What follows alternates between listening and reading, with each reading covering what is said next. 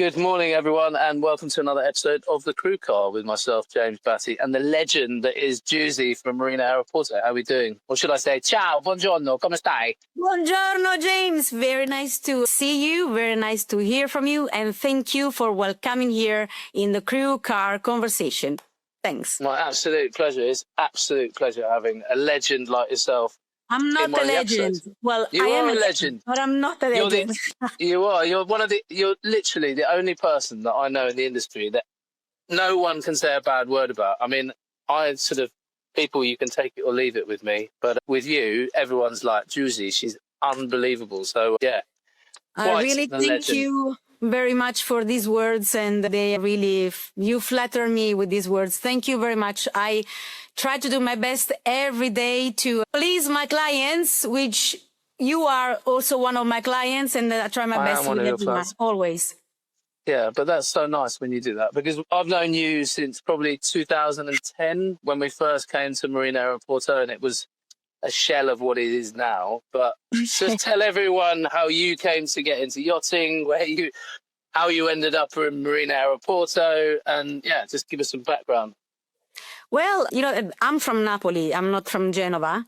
And like a lot of people do, you move to look for a job or you move for love. And at that time, I moved for love. Then nice. Love didn't last. But I was looking for a job in Genova, and the Marina Genova was still a yard. They were building the marina. Right, and I had an interview with, at that time, with the CEO, and I started.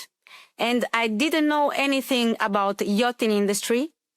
I remember when Marina Genova was just opened, the idea of Marina Genova was like a big marina for owners, a luxury thing.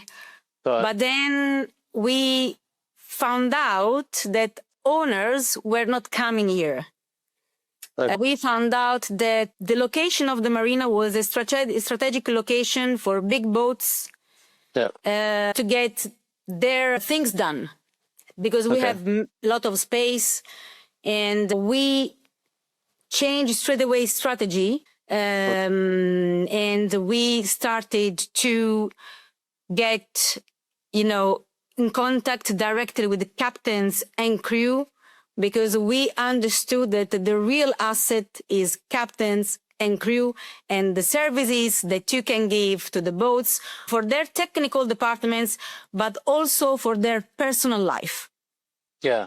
Well, I think you particularly are a real advocate for crew. And I think sort of Europe is finally catching up. If you go to the US, they understand, like LMC, Rybovich, all of these places that have an unbelievable infrastructure in terms of big gyms, restaurants, like loads of crew entertainment, because they understand that the commodity, the people who actually make the decisions are the people that work on the boats. And if you can make somewhere appealing for them, then they're like, we want to go to that yard, we want to go to that yard, and everything else follows. And the infrastructure that's in place in those places, and that you've tried to do in Marina Aeroporto, because like strategically, like you said, location-wise, there is nothing better really, because you've got the airport on literally spitting distance from the stern of a boat, and then you've got Portofino, Elba, and you can like turn right and be off into sort of Monaco and the south of France. Like position-wise, it's unbelievable. However, the Italian government loves to go and get you every time. Every time you guys start to take off, excuse the pun, being next to an airport, but every time you guys start to fly and go, wow, things are looking good, they come in and they go, no, you can't have success yet. What we're going to do is we're going to make sure that you can only do this. And, on that topic, obviously all the news this week is the EES and Schengen, and how, they won't stamp unless the vessel's leaving in 10 days. And yeah, just tell me about how, yet again, you seem to have taken have the rug pulled from under you. Yeah, well, James, you know me from a long time, and you know that the path of Marina Genova has not been easy all the time. Actually, Far never from been it. easy. Yeah. And every time we go through something and then we come out like, breathe Yeah. in and say, oh, Get your head now above water. how we can Yeah. start. And it looked like in the after COVID, last 2 years were good years, I think, not Yeah. only for us, Marina Genova, but for the yachting industry in Genova in general. Yeah. And now there is this new regulation, as you know, about stamp in, stamp out for the crew members that are joining the boats while the boat is staying in Italy. As far as we know, is an European law. So apparently, all the countries of the Schengen visa are supposed to apply for this new regulation. Genova is a big port, so they always like to be the first, or they like to show off that they are, always. Like the brainy kid in the classroom who's always got his hand up going, I know. Exactly. And I'm the first one. I will be the good child now, good student. Yeah. But that means that is going to have a lot of impact on the yachting industry. I have to say that now we don't need to panic now about this new regulation. As the season is starting, boats are moving. The stay of the boats is not that long. So there is no problem for crew members that come to Italy and they are already on board. So they are already stamped out. There is a problem for crew members that are joining the boat while the boat is here, but they will be stamped out only when the captain declares the exact date of departure of the yacht, and it has to be within 10 days from departure. So only then the crew member will be stamped out. Yeah. Of course, now, until September, October, we say, okay, that's fine. The boats are moving. The crew will be stamped out from the day of departure. But then what will happen when we come to September and October? Well, I mean, Marina Genova is a part of an association called Genova for Yachting. This association started because we wanted to show to the municipality of Genova and the territory and the region of Liguria the impact of the yachting industry in the region. Yeah. And all these rules and regulations are going to have an influence on the impact. Sure. In all these years, we made a lot of studies, and all the companies that are part of this association send all the data about the income that the yachting industry is producing for the municipality. And I want to show you this. I'd love to see it. Do you see this number? Just a mere 630 million. I mean, that's pocket change, surely. It's crazy. This is the economical impact total of yachting industry for Genova and surroundings.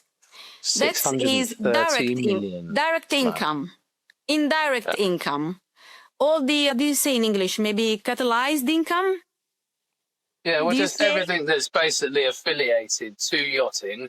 We like to say in terms of it's a tree and roots. If you imagine a tree and all the things that spread off that tree in terms of the roots, this is the thing. And it's happened so many times in various countries, because what they do is the governments, they go, we're going to punish the rich. And then you go, well, you're not, because they're just going to go somewhere else.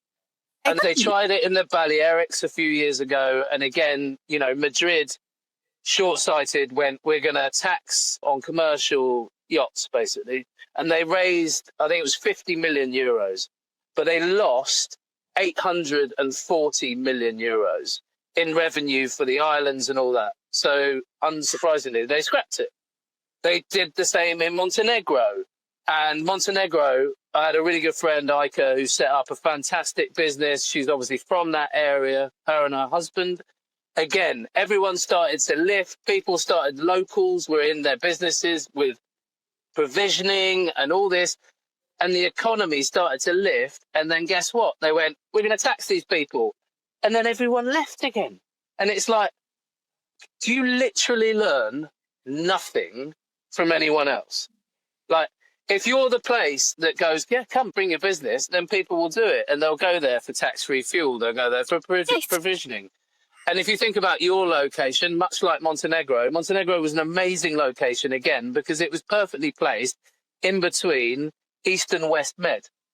Exactly. And they had tax-free fuel, and much like you are in Genoa, perfectly in that sort of triangle. You're right here. You go down to Amalfi Coast, or you go south of France. It's like win-win.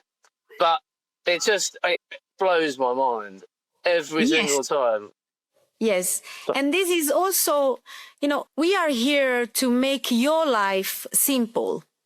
We are here to make captains and crew life as simple as possible, trying to help you in any way. But this is something that is going to cost you a lot of work hour, a lot of money, a lot of maybe, I don't know, turnover, crew members. Yeah. How do you see that as a captain? I mean, from my perspective, this idea is farcical because, I know you're saying that Genoa has unsurprisingly put its hand up to be first in line in order to try it. But if other people adopt that same ideology, the yachting industry is in real trouble because unless you're a European citizen, which obviously the UK is no longer, we have a lot of UK crew, we have a lot of South African crew. We don't have a lot of Italian, French crew, and that comes with its own problems because obviously within the French system, there's the social aspect, which is obviously a massive deterrent. So, it's unfortunate for them, but that's the way the industry has been shaped. But yet now people are trying to disproportionately try and level the playing field, which isn't. It's what it's going to do is completely scupper, excuse the sort of term, the sailing terminology, but they literally learn nothing from it. And particularly in Italy, they just see, and Genoa, they just try and ruin, because you've got so many great plans with what you've done, but every time, like you say, you get your head above water, someone's standing above you and puts their foot back on your head and pushes you back down again. It's just the mind boggles. We already started with our association to work with our legal department to try to find a solution for this new regulation, because otherwise it's going to be unbearable for everyone, for agents, for captains, unbearable for the industry. We are going to lose, everybody's going to lose something out of this. Yeah, well, it just means that people will avoid Italy. Yeah. If you look at the industry, like you say in Genoa, you've got the big shipyards of like Amico, Tanker, all that in that area. But who's going to go there? Who's going to go for a refit into Amico, which has amazing facilities? Yes. But we're going to go there, but then crew can't. They're going to eat into their 90 days. So we're going to need to get other crew. We don't have rotation as a standard industry. Because that would answer it if everyone was on rotation and you go, okay, cool. You've got your 90 days, which is actually your allowance. So even if you're doing 60 days, 2 months on, 2 months off, but we don't have that as the industry.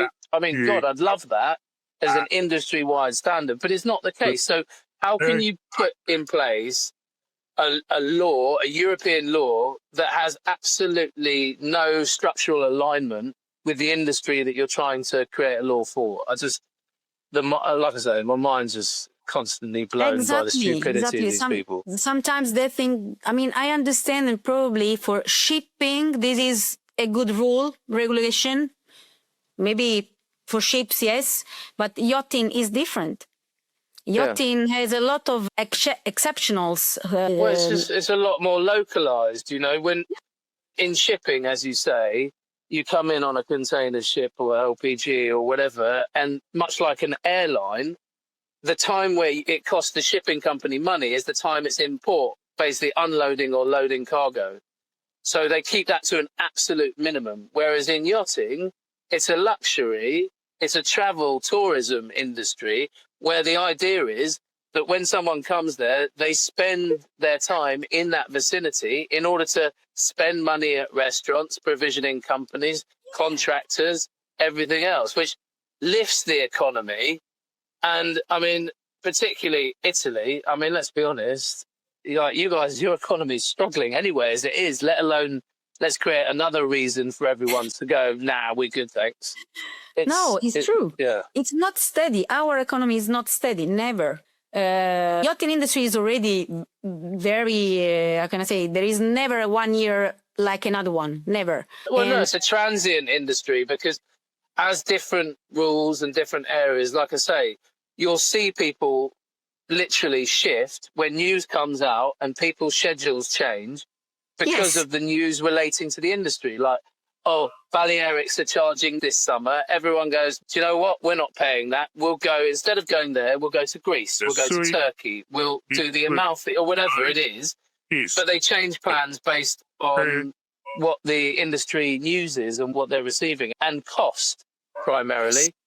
And obviously, if you're having to change crew regularly, that comes with a massive cost. And also, you don't want to have new faces all the time because the training and everything else and the continuity that comes with seeing the same people and everything else. I mean, I don't know. I mean, I spent this conversation with you talking about it and I feel worn out, and you've been fighting this since pretty much since I've known you in 2010. You've had battles. So I don't know how you do it, if I'm honest.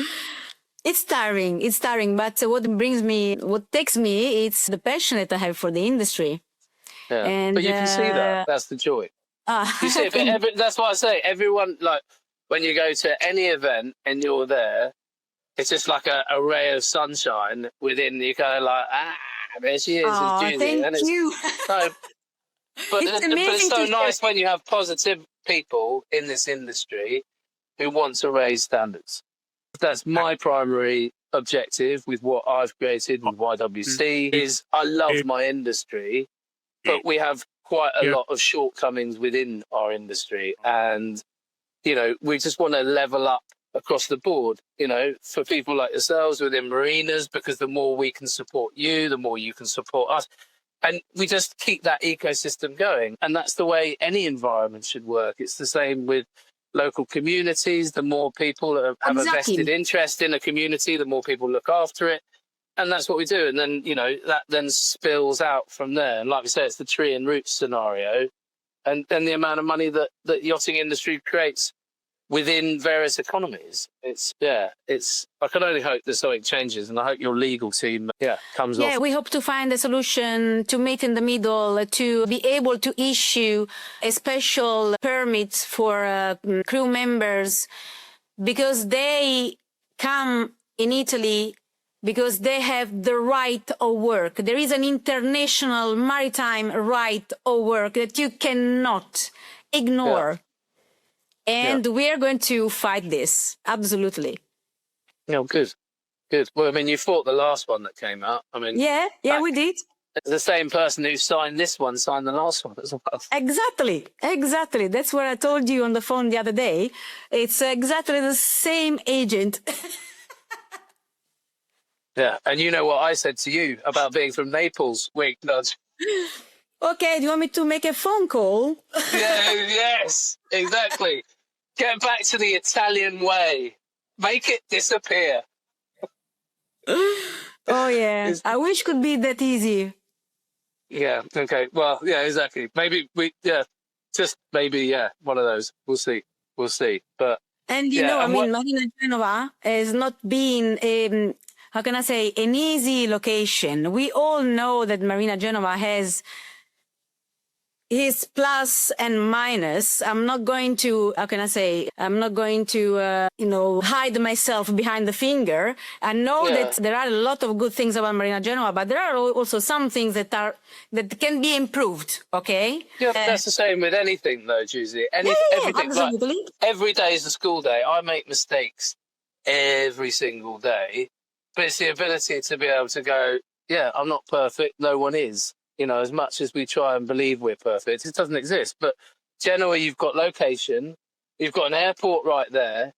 I've always said I love a bit sketchy. Like Genoa is a little bit sketchy, but it's a good sketchy. You can get everything you need in Genoa. You've got good contractors, you've got good supplies. I mean, some of the provisioning places around there are amazing, stuff that you can't get anywhere else. And then if you go out, as you're leaving out of Genoa, there's the most amazing shopping kind of, which my wife always used to destroy my cards with on the way out.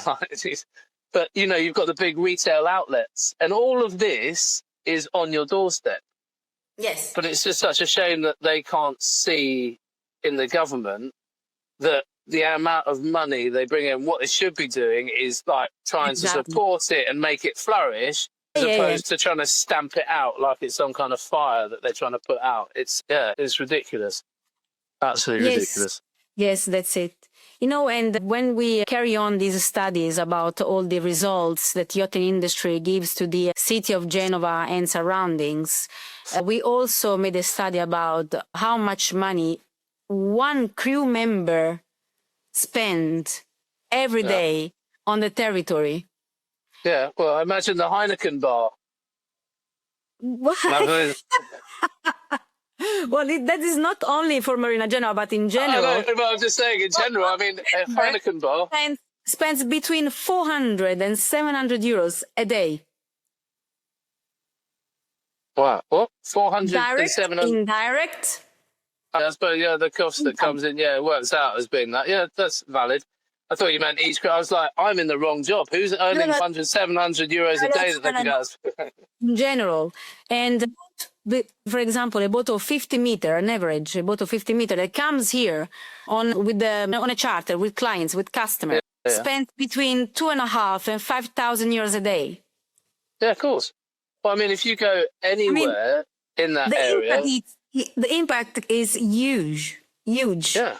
Well, you've got all of that. You've got like Portofino, you've got Santa Margherita, all of that area. And then you've got the Cinque Terre and all that coastline down there is huge in terms of for revenue and for showing guests. But as soon as you say to someone, oh, if you want to come here, you're going to need this, you can't have that, you can't do this. And then it's just like, do you know what? The downside outweighs the upside, and people are like, we'll just take that off the list. Exactly. We need to be very careful. We need to study a lot. We need to work a lot to make this situation to improve, and we have to do it soon because the summer is going to go fast. Yeah, but it is. I mean, it's the same. You blink. Like I finished last season, and I remember turning to my chief steward engineer. And I was like, get ready, we're going to blink and we're going to be back into it again. And literally on Thursday of next week, it's like, here we go, strap in again until October. And I feel like I've barely been at home. It's like, so, yeah. Time goes fast. See. Yeah, it does. It really goes fast. It really goes fast. But yeah, I wanted to say thank you so much for taking up some of the time of your day. You are, very like nice I say, you're a superstar. It's always so nice to speak with you. Are you off to Palma? Are you going that neck of the woods for the boat show? I'm not going there for the Palma boat show. I will be in Miba in 10 days' time. Miba charter show, and then I will not be in Palma. Unfortunately, I don't have time for it this year. But I hope we are going to see each other soon somewhere around. Yeah, definitely. I'm gutted we're not in Miba show this year. But again, we're flat out. So, yeah, because it's always a great part. I love the Italian ethos that comes with the sort of Miba show, and I'm really pleased that it's back in San Remo. I think we are all very happy. Yeah, wicked. All right. Well, love to you all, and thank you so much for your time. And cheers, Giusy. You're a star. Ciao. You are a star. If your brand belongs in the heart of the yachting world, this is where it happens. Yachting International Radio reaches over 1 million yachting professionals and enthusiasts every month, with 77 million impressions, 220,000 social followers, and 74,000 podcast subscribers. Our hosts are insiders, crew, captains, CEOs, trusted voices shaping the industry. This is targeted, high-impact advertising in a luxury niche. Visit yachtinginternationalradio.com/advertise. Your audience is already listening.